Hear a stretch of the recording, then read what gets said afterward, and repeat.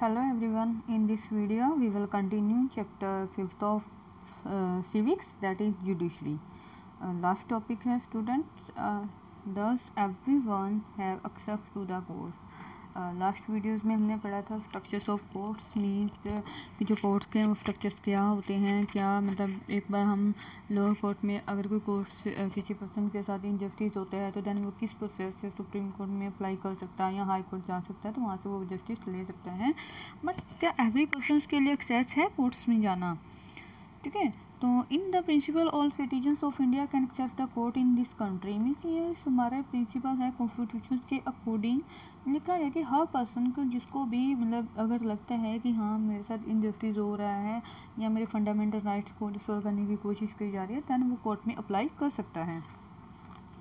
This implies that every citizen has a right to justice through the court, और इसके citizen जो होते हैं ना हर कोई एक्सेस कर सकता है कोर्ट में, इससे अपने राइट को बचा सकता है। एवरी सिटीजन इम्प्लाई कर सकता है right to justice through the court. As you rule early the court of a role play means जो कोर्ट है वो बहुत ही एक सिग्निफिकेंट इंपॉर्टेंट रोल प्ले करती है प्रोटेक्टिंग अवर फंडामेंटल राइट्स को।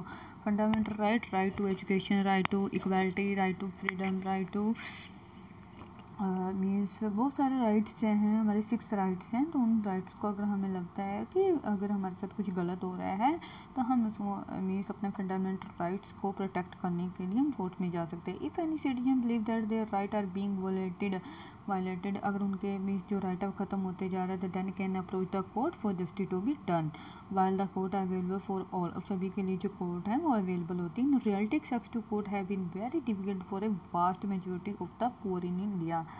बट एक रियलिटी ये भी है कि जो कोर्ट है ना वो बहुत खर्चीली होती है, और मतलब हर पर्सन को जाने का वहाँ राइट तो है बट हो सकता है पुअर पीपल है वो इतना खर्चा नहीं कर सकते। तो ये जो कोर्ट्स होती है ना वो सबके लिए अवेलेबल तो होती है बट रियलिटी में ये बहुत ज़्यादा डिफ़िकल्ट होता है इसको एक्सेस करना, क्योंकि इसका खर्चा जो होता है ना बहुत ज़्यादा होता है।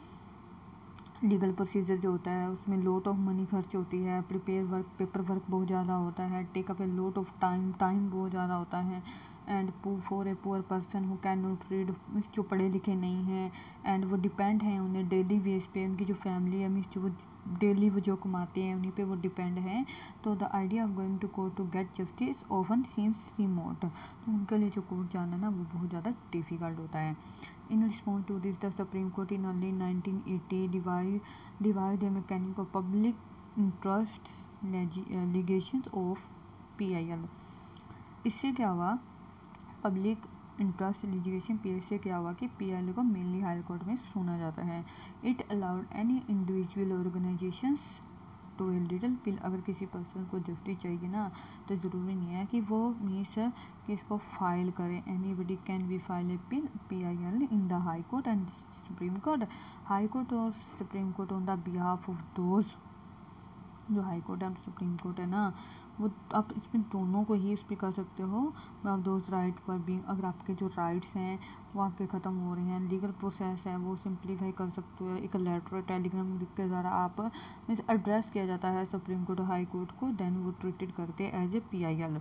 In the early year, PIL was used to secure justice on a large number of issues such as recusing bounded labor from the inhuman worker conditions and securing the release of prisoners in Bihar who had been kept in jail even after the punishment them was complete। PIL से क्या होना कि बहुत ज़्यादा जो issue थे ना वो सोल्व हुए हैं। मीन्स एक सिंपल लेटर टेलीग्राम लिखकर भी एड्रेस कर सकते हैं सुप्रीम कोर्ट या हाई कोर्ट को। काफ़ी टाइम पहले PIL थी, उसमें जस्टिस को सिक्योर किया गया था and a large number of issue solve किए गए एंड बॉन्डेड जो लेबर रिलीज किए गए। Prisoner in Bihar for example, अगर किसी ने चोरी किया उसे सज़ा मिली है, सज़ा उसे 1 साल की मिली है बट वो 5 साल तक जेल में है तो उसको कोई भी मिस इन्वेस्टिगेशन नहीं हुई तो दैन PIL फाइल करके ना तो हम उसको रिलीज़ करवा सकते हैं, बाहर उसको निकलवा सकते हैं।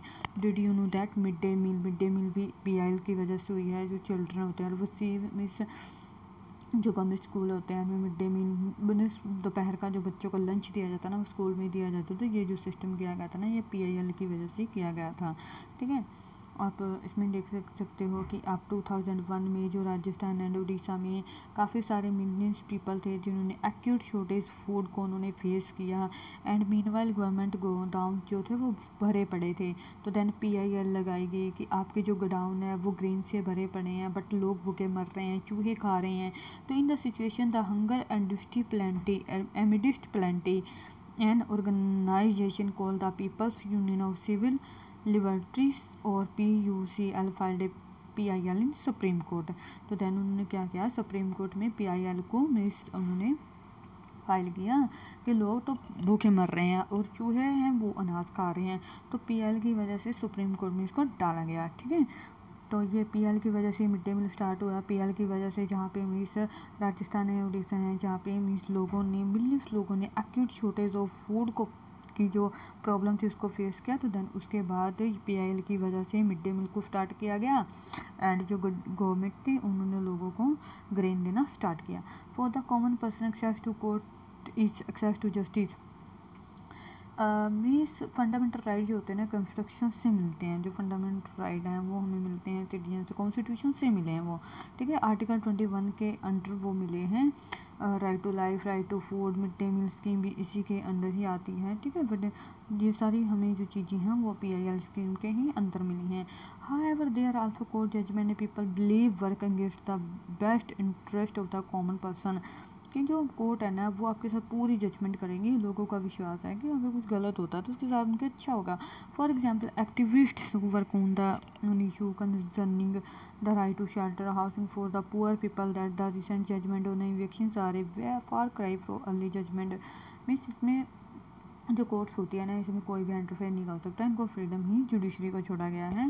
Well the recent judgement tend to view the slum dweller as the encroacher in the city. जो स्लम ड्राइवर होते हैं इनको इनक्रेज किया जाता है सिटी में। जजमेंट जो होता है 1985 Olga Tellis VS Bombay municipal corporation try to protect the livelihood of the slum drivers.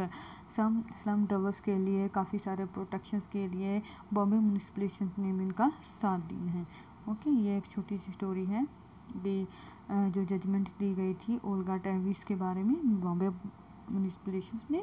तो कैसे वो इस्टेब्लिश हुई, कैसे उन्होंने मतलब आर्टिकल 21 के अंडर उन्होंने लाइफ का जो उन्होंने दिया था राइट टू लाइफ का, तो उसके अंदर उन्होंने काफ़ी सारे जो एनिमल थे उनको एक्सचेंज किया कर रहा था। इसका मतलब ये नहीं था कि वो लाइफ को उनकी लाइफ को एग्जिस्ट कर दें, ठीक है। Okay students, have a good